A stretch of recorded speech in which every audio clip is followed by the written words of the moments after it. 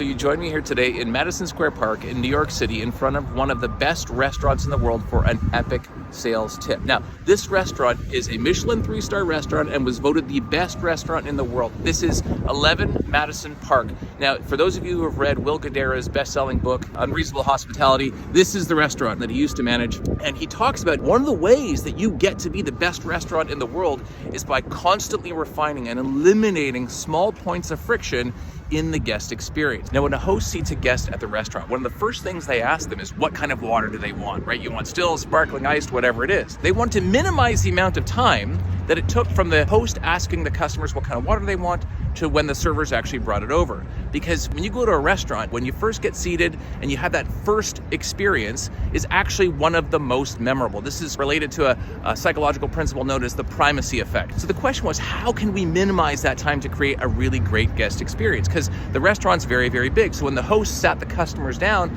asked them what kind of water they wanted, then had to go away, find a server, tell them, the server had to come across the restaurant and bring it over, that actually took quite a little bit of time. So to help minimize that time, they borrowed a lesson from baseball. And you know how in baseball, when a catcher wants a pitcher to throw a certain pitch, they don't run up to the mound and tell them. They use these quirky little hand signals. So they did the same thing here.